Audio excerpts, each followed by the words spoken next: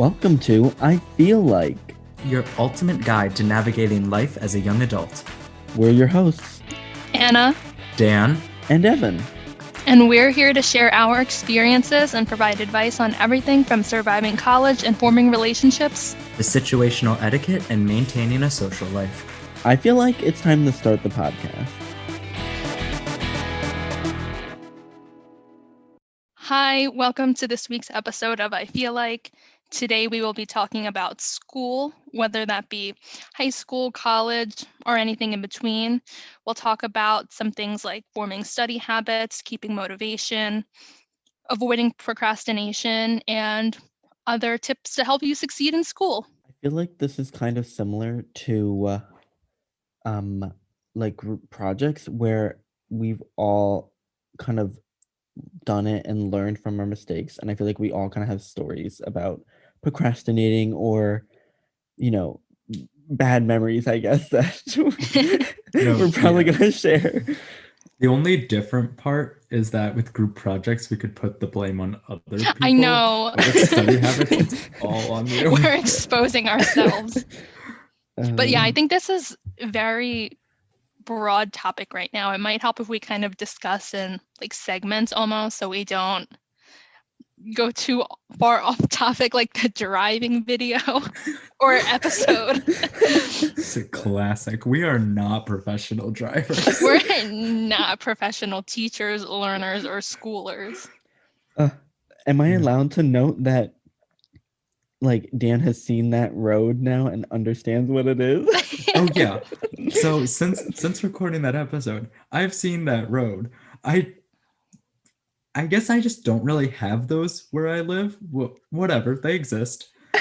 What a callback to a few episodes ago. Yeah, okay, but we're not gonna go get back however many episodes. Check out the driving episode, but we're done with that. We already wasted too much time on that. Okay, learning and school. I guess let's preface with, I don't know if we've ever said this, but we're all college students, so we've gone through high school, like we're halfway done college. So I guess there's our credibility. Yeah, so we might, again, we're not professionals. We don't know if any of these actually helped you or not, but this is just our experience. We are not professional students. So take our advice at your own discretion. Yeah. I do not recommend some of the things we may or may not talk about. Mm-hmm. So I guess let's get started with like schoolwork in general, maybe like how we handle it, our approach to it. Are you talking? Go ahead. Oh no, here, you were going to clarify something. I was just going to say, are you talking about like specifically motivation? Because I feel like I definitely have my we could start with motivation first. That would probably be good. Because I feel like that's the one tip that I can kind of think of immediately, which isn't really a tip because I bet like a lot of people do this, but that's just kind of how I get work done, where I'll save a reward for myself. You know what I mean? That's just kind of the big way I get things done. Like if I get this done, then I can eat dinner or play a game or do whatever. You know what I mean? Scarf down a pint of Ben & Jerry's ice cream.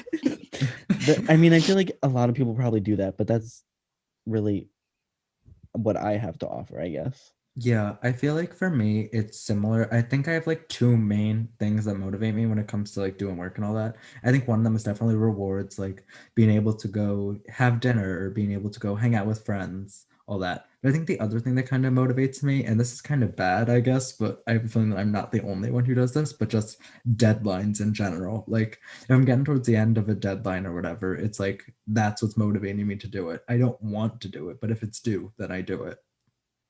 I would say deadlines probably are the main motivator for me. I don't know that I necessarily like see it as let me get this done now so I can do something else later or get a reward later. I don't know. I'm just kind of all over the place. Well, I will say that with deadlines, and I feel like, again, we probably all relate. Like, sure, we may say that, but on one hand, I know many times where it's been like, oh, this is due tomorrow, but I'm still doing the work that's due in a week first, just because I really don't want to do the other work. And it's like, oh, I'm still working, so it's okay, but... No, yeah, totally. I feel like you said, like, I feel like a lot of people do this, but I do this thing where it's like, I'll procrastinate doing the work I should be doing by doing other less important work.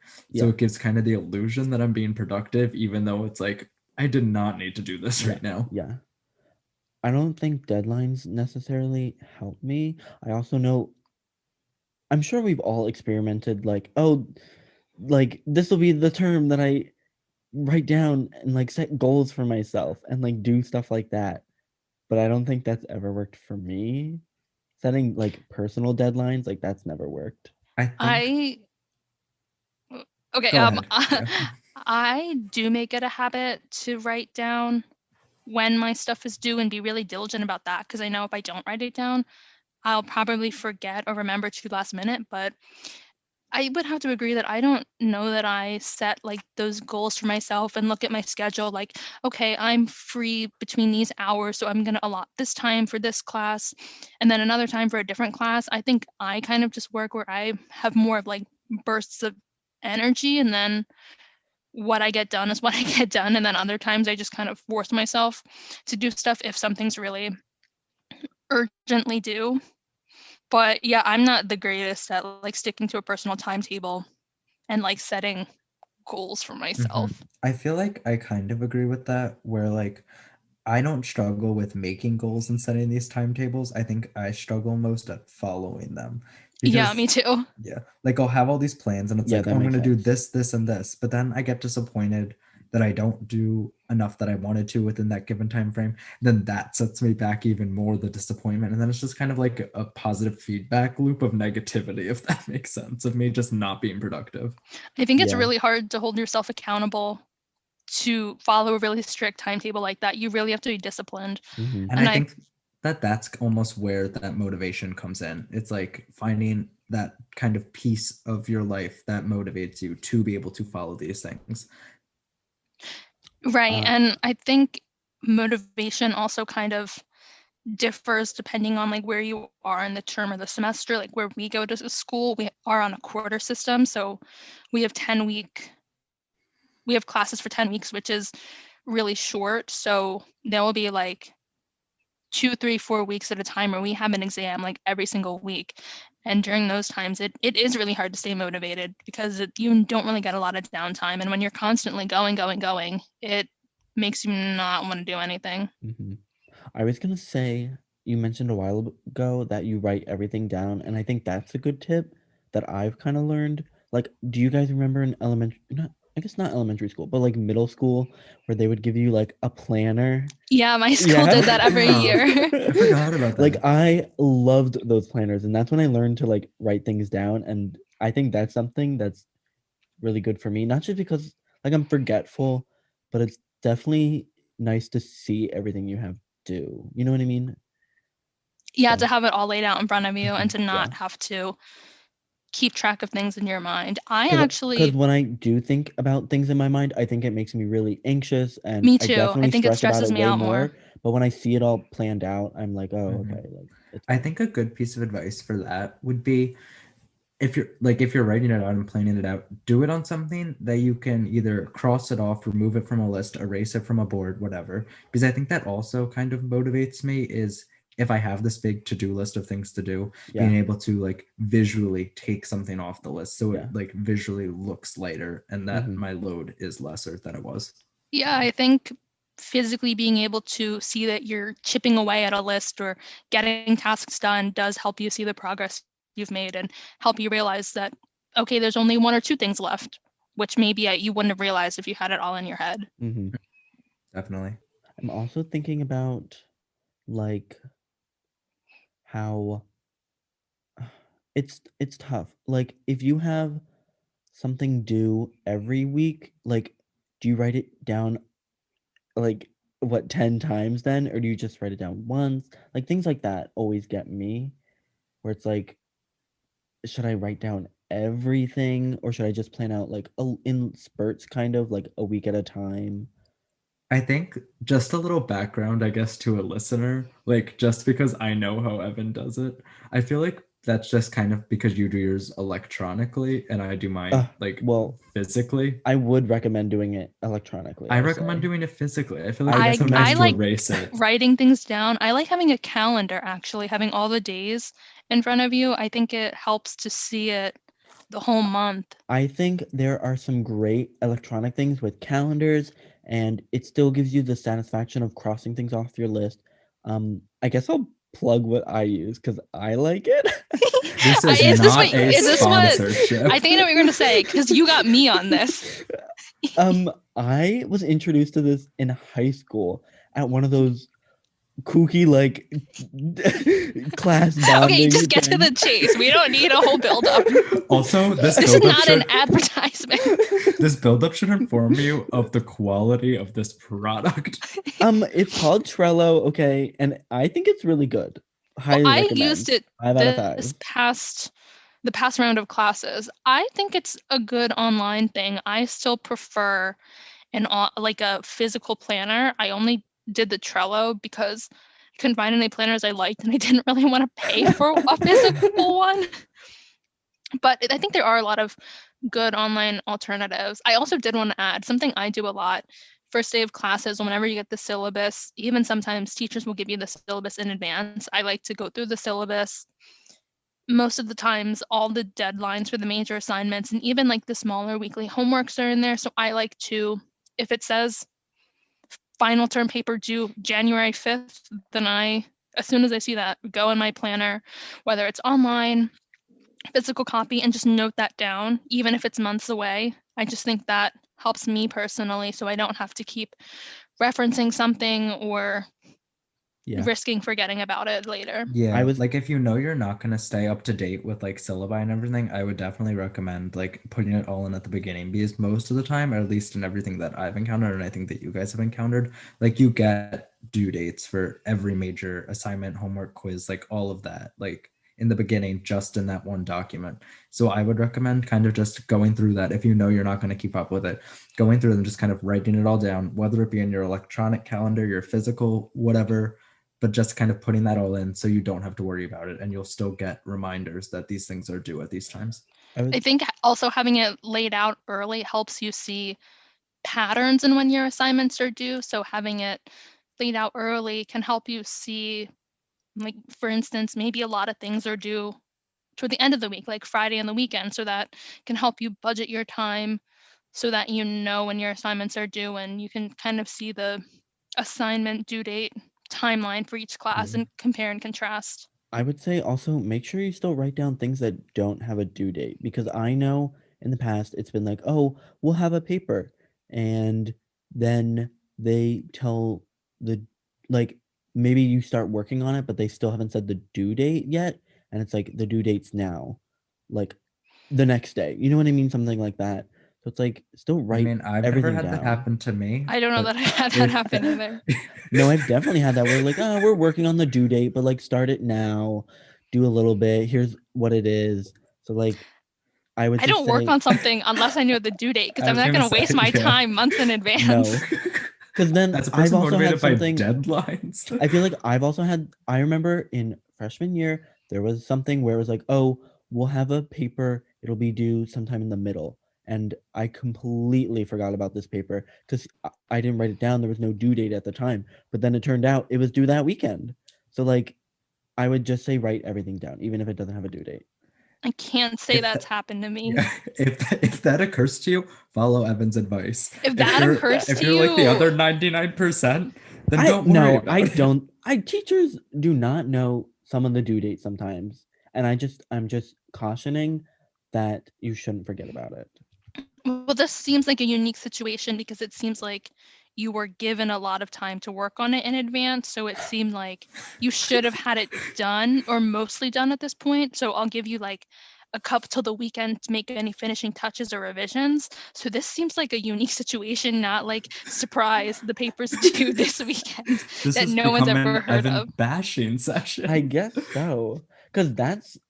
I feel like that's probably one of the worst experiences I've had with I can't procrastination. can't say that's Oh happened. my gosh. I also cannot say this has happened Do to we Well, go me. to the same school? do you have like an obvious procrastination example of like, oh yeah, I stayed up that night. Like that's No, Yes. I really don't. I feel like the thing that everyone in college talks about is these like horror stories of I pulled an all-nighter, I stayed up, I did all this. Like, yeah. no, I don't. Like, I think I get too stressed out waiting till the last minute. Like, I will wait a couple days to study and then I'll get stressed out because I'm like, oh shoot, I didn't know this as well as I thought I did. Hmm. But also, like, I'm not gonna stay up. If it's midnight before the exam and I don't know it, I don't know it. I'm not gonna miraculously learn it Hmm. I in a feel couple like hours before the test. I feel I'd like rather I've just go to bed. definitely done the exact thing that you're describing. Like I've never really had that with a project, except for that terrible group project from a couple episodes that I talked about. But in terms of like studying for tests, like I'll definitely like stay up to like 3, 4 a.m. if I have to, just to kind of like cram in knowledge.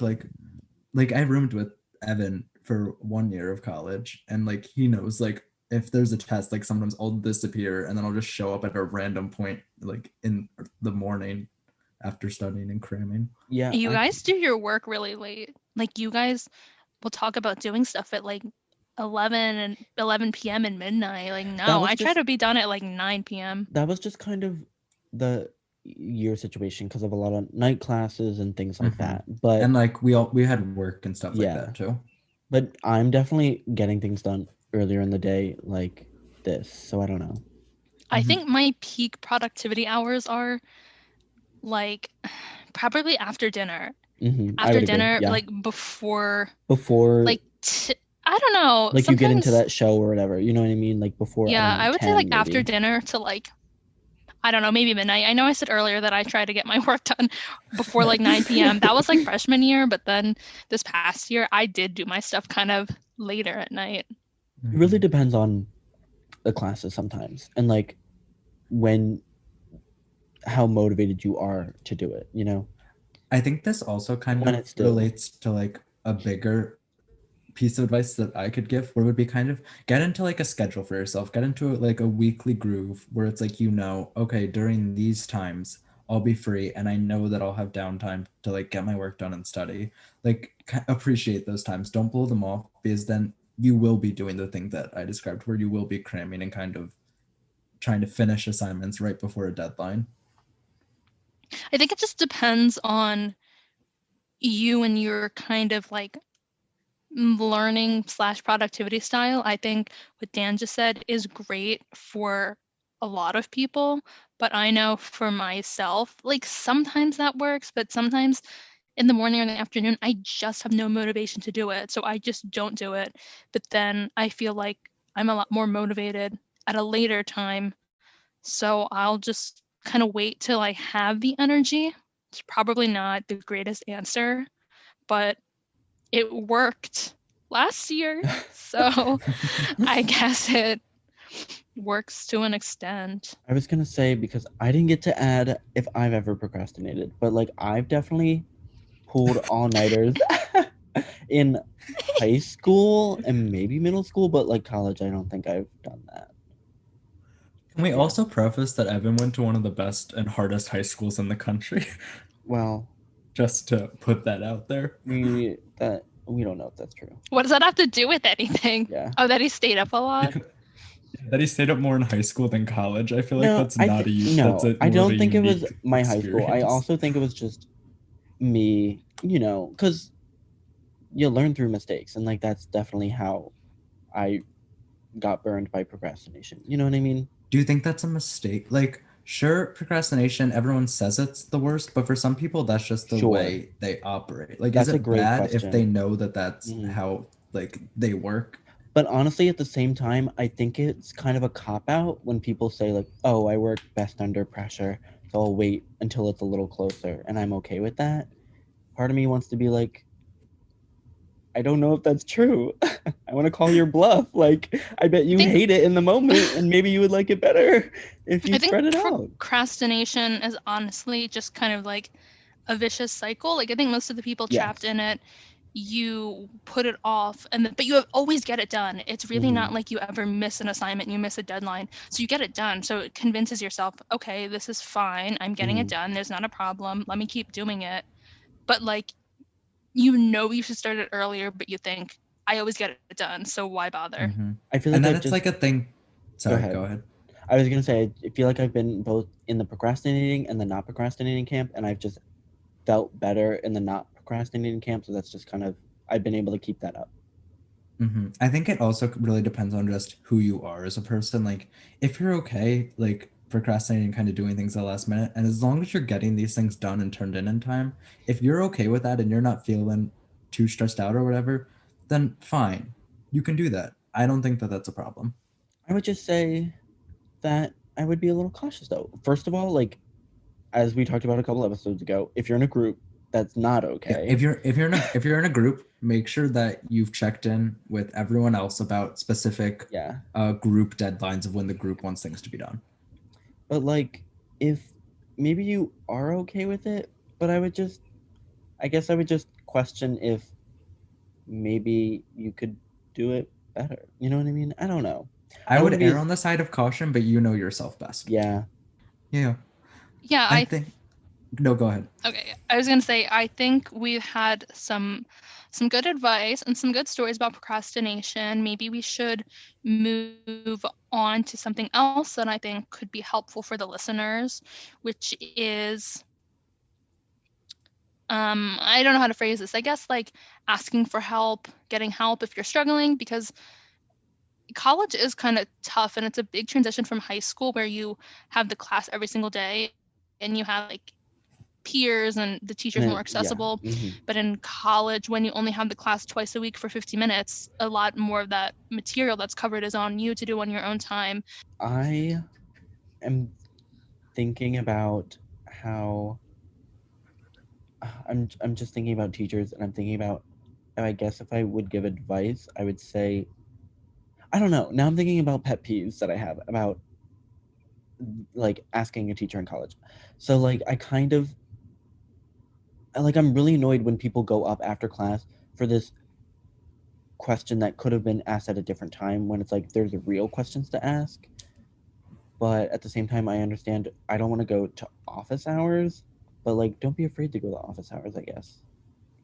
I think this is kind of a tough thing, at least for me, because I know I'm not really the type to raise my hand in a small class, let alone a giant lecture hall. And I am kind of like scared to ask questions because I don't want to feel like I'm being Yeah. judged by people. Hmm. But I think a good way to get over that is I know at our school and probably a lot of other schools, they have a lot of resource centers. Like our school has like a math resource center, which is like a really big thing. And I know I've gone a lot of times and yeah, it can be kind of awkward to go if it's like the first few times, but I honestly found that pretty helpful, especially when there's like individual tutors. It kind of is nice to have your questions answered, and if you go regularly, it's nice to have the same person time and time again. So I would say definitely don't be scared to go to something like that. Use the resources your school has. You're paying for it anyway, so you might as well get the most out of it.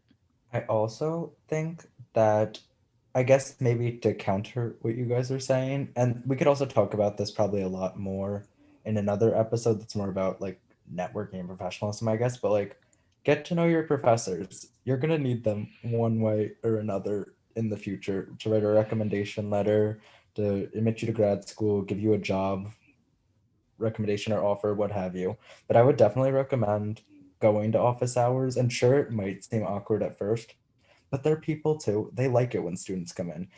And I Yeah, guarantee but that it's not only will they probably answer your question, but they'll also, you'll be in their good graces. I think it's I think easier And I said the know than that there's a done lot of though. arguments against. I definitely agree that it's easier said than done, but I feel like the thing that's holding a lot of people back, and me included in the beginning, was just a fear of, for some reason, talking to this adult who's in a higher position than we are. I think it depends on the professor. I'm trying to think if I've ever gone to office hours, maybe like once or twice, but I wouldn't say I'm an office hour regular. I think it depends on the professor because I know I've had some professors where even in the lecture I really didn't like their teaching style or I just kind of felt like I wasn't really getting a lot out of them. So I would be less inclined to go to their office hours. But I guess if it was a teacher that I did like, I would be more inclined to, but I don't know that I'm the office hour type. I think I'm just too shy for that. I think likewise with that too, if you're not necessarily vibing with the professor, a lot of the times your classes have TAs. Maybe go to your TA's office hours because they're usually either undergrads or grad students who are just as I've experienced in definitely college. I've been to office hours and I've definitely gotten some stuff out of it, but I've never been to a TA, and personally, I don't think I could bring myself to. And Wait, I'll say like you've never been to a TA or you've never been to a professor? no, I've never been to a TA, and I don't know if I could bring myself to go to a TA. And I feel like that's terrible advice. Like you should probably go to your TA over your teacher, but I just find that so much more intimidating, you know? I You find the actually find it TA less intimidating? Yeah, intimidating. same. I would feel more comfortable talking to a TA, and I actually think I have gone to TAs before. But actually, I think a lot of professors' office hours are run by TAs. Yeah, that too. It's really dependent on a lot of factors. But Dan brings up a good point. A lot of times, the TAs are good resources, and they typically are a little bit closer in your age. So I think it is easier to not feel quite as intimidated, and it feels a little bit more like a peer relationship. And since they probably are closer to being, I guess they're still in school, they That's might be able to relate to you better I think than that's a why I struggle to go to them, because I feel bad bothering them. But for the teacher, it's like, nah, it's his job. Like, I'll ask him the question. He's the one that's making this assignment anyway. I feel like that's a But for the TA, fair it's like, oh, I feel bad. I'm annoying him. And I feel like I get what you're saying, but then like on the other hand, the TA is normally the one who's grading your assignment. mhm. They're the ones who are going to actually be seeing your assignment on their desk. The professor will never see what you hand in. So I would think that if I'm struggling, I would want to get the person's advice who will be assessing me. Okay, well, I'll say that I definitely have talked to a TA in lab, and that I absolutely love. And recitation, things like that. Like, definitely take full advantage of those. But I guess I would never go to office hours. well, I guess regardless of whether it's a TA or a professor or like recitation or an office hour type situation, I would definitely recommend, especially if it's a class that's hard and you're struggling a little bit, just reach out to those people as much as you can, show up as much as you can, just anything to kind of give yourself a track record for showing up and trying consistently. Because if they have that evidence, if you're kind of on the cusp of a better grade, they might be more inclined to work with you or offer you some sort of like an extra credit opportunity, or they might validate your hard work by giving you a few extra, make like a B plus an A or something like that. Like it's definitely a cliche, but like if you wait till the very end to say something, they can't help you. So like I would definitely recommend kind of if you're struggling, showing up periodically, just making it known that you're trying to do better. Yeah, I think there's no shame in asking for help. I know I definitely struggle with that sometimes, and it's something that has probably held me back and continues to hold me back from improving on myself or like learning more. But I mean, they're there to help you. I'm sure they're used to it, and I doubt you're the only one struggling with a class or a concept. So I think the sooner you just get over yourself and accept, like, I'm lost and ask for the help, you're only going to benefit from that. No one's going to criticize you for wanting help. Yeah, definitely. I think since we're starting to kind of run out of time, do we want to just kind of spitfire some study Is habits? that what every episode's ending with? I A like the Oh, speed spit. yeah. round? I I like the kind of speed like that. round. Yeah. Yeah. Do you want to So start? I can start. Yeah. Are you guys prepared for this? Um, You depends on go what you say. first, Yeah. and Okay. I'll think of some things. I'm gonna steal your Yeah. guys's. Okay. I think that my biggest piece of advice that we didn't touch upon was get a space in either your house, on your campus, in a building somewhere that you know that you're going to be productive. And then when you want to be productive, go to that space. Don't bring any distractions. Turn your phone upside down. Turn it off even if you can. And Upside you'll. down. Upside down. What is that gonna do? Okay. I like doing that because I don't have sound on my phone, so I don't get vibrate or ringtone or Right. anything. So I just kind of put my phone upside down, and then like after I finish studying, whatever, 2 hours later, I'll just flip it up, and then I'll be like, Okay. "Wow, notifications!" Anyway, That's your Well, reward, okay. flipping your Well, phone that's upside my down. reward. for a normal Getting to person, just turn on Do Not Disturb. yeah, for a normal person, turn on Do Not Disturb. But yeah, find a place where you know you're gonna be productive and make that like your study space. Okay, I have one. Go ahead. I have one too. I think it's important to know your learning style. I think there's probably more than like what I'm gonna list, but the ones I know of are like visual, auditory, and like kinesthetic. So I know like for me personally, I'm primarily a visual learner. So I enjoy making stuff like flashcards or looking at diagrams and pictures. So I think doing activities that correlate with your learning style probably help you study and learn more effectively. And it kind of helps you focus your areas or focus your study habits in areas where they'll be best suited. I feel like we all had a flashcard phase, right? Didn't we I'm at still some in point? that Oh, phase. you are? I definitely Yeah. had a phase of doing everything on Yeah, flashcards, but I did. I guess it depends on the class and what the content I is. But I have mean, like, moved on. that works for me, I guess, like as a Mhm. visual person. I Yeah. agree. As another visual. What are you? What's your learning I don't style? know. Like I do remember flashcards working, but it's one of those things where you have to like keep up with it. And if you don't, then it's like I'm not doing 100 flashcards this one night. He's So divergent. my tip was gonna be sure there's the TAs and there's the teachers, but make sure you have someone that like another student you can talk to. Cause I know a lot of my friends aren't always in the classes that I'm in. And it's one of those things where like I just want to be able to reach out sometimes to a student and be like, hey, like what the heck is this teacher talking about? Like, oh, like, not like, just No, something where I it's agree not, with you that. don't have enough to ask the professor, but you just want to be able to ask another student that you're on the same page on like what the heck is going on and what's expected of you or, anything like that. So, And Mhm. it's kind of just nice to have someone to rant with and yeah. to vent with. Hmm. Yeah, I definitely agree. Like Anna and I both, we were in the same major when we started college, but we both kind of switched out of our major and then therefore also kind of Cut off our, cut off our friend support supply. group. Yeah. Yeah. So I think it's definitely important to find like one or two people in your classes in your major currently and just be able to kind of talk about the classes with them. And you don't have to be best of friends, just be Yeah. able to talk Like shop. You know what I a mean? school friend, like Hmm. your friends when you're about school. You don't have Or to like, yeah. And I think it's also good just because I know I've used my people for like group projects, to Mhm. already have people in mind that you work well with. Picking a group. Go back to that Yeah. episode. Oh my gosh, this is just a bunch of like promo for our older stuff. We're really getting desperate here. But Another piece. Oh, similarly, let sorry. Go me ahead. touch Yeah, on that before we move on. yeah. I think it's becoming really popular that classes will have like discords. I didn't know that, but this past Oh, semester, yeah. especially with the online learning, people We've would had just Slack. drop a Yeah. link for a discord and then there'd be this discord with like 100 people in it. Hmm. And I mean, I didn't necessarily talk in them, but it was interesting to read through the feed. Yeah, I agree. Yeah. Just tune into those every once in a while.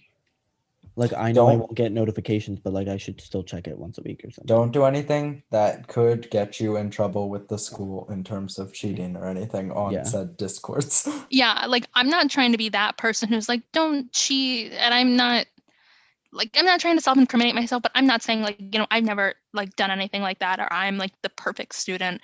But yeah, just be careful, especially in the days of online learning. I've seen a lot of stuff happen with like Chegg and Quizlet, and it's a Hmm. lot easier for them to get you for stuff like that. Definitely. I feel like we should probably touch on taking notes, Oh but yeah, we I didn't don't even think know of that. if I wanna Yeah, like don't you not take notes? You just yeah, doodle in well, class. I was gonna say that oh my gosh, call out. I was gonna Like say, having taken a class with him, you're right. okay, not all my classes. I know when I need to take notes. Anyway, the point is like I know teachers always say that you should handwrite it and not type your notes, but like hot take, like just type them up. Do whatever works best for you. you know, maybe handwriting does make you learn it better, but like at the end of the day, if you're taking notes, good for you. I think in college most people type them or write on an iPad. Like it's rare that I've seen someone bust out a pen and a notebook. Hmm. Unless you're a speed writer, like it's almost impossible to I keep up with agree. handwritten Yeah. notes. Unless Unless this is kind unless of it's taken, math. yeah, in Yeah, math, yeah, write it out. yeah. But this is kind of taken like a sidestep, I guess, in the direction we were talking. But like what I do, if this helps any of you listeners, would be I type my notes in lecture, but then as a way to study, I'll rewrite all my notes, and that's a lot of work. I And forgot you did yeah. that. That annoys me that you do that. Like I'm not trying to be rude and I guess it works for you, but I just think that's like a big waste of time Yeah, to I retype agree. it word for Just word. And just so our listeners know, we're all very good students. We all get A's. So any of these strategies could be effective. It just Are we depends good on the students? person. We are not professional students, but I think we're okay. Well, I would say, just to call out Dan, I guess, like it seems like a waste of time. If you're just going to write down the notes and then look at the teacher's PowerPoints later and copy from those and handwrite those, then don't type them up. You're just pay attention in lecture then. You know what I mean? So like really experiment and see what works best for you, I Yeah, guess. experiment, see what works for you, because like what Evan Because described would Dan's never method work for might not me. work for you. Well, Yeah, my Evan's bad method would habit not is work for me. I take these like really good notes in class and I like stress over getting these notes perfect. And then I close a notebook like and never And look never at it look at it. again. Yeah, And that's absolutely. Anna's Yeah. strategy. Whatever works for you. I would say sometimes just listening works, but yeah. I'm not really good at listening because like She's a I just like visual I'm not learner. a I can't like I really like it's hard for me to focus and comprehend a lot like audibly. Not all of us have this divergent learning strategy like Evan. I will say I always take notes in math. I have to write down math for sure, 100%. Okay. But So, Evan's piece of otherwise, advice, take depends on the notes. class. Don't take notes unless it's math. I think the moral of the story here is everyone is going to have a different method or system that works for them based on their learning style or their individual preferences. So it's definitely going to take some trial and error. But once you find what works for you, stick with it. And trust me, life will get better after school. Or at least I've heard. I was gonna say you're still in school. I know. That's just what I've heard from people. Yeah, but well, but enjoy it.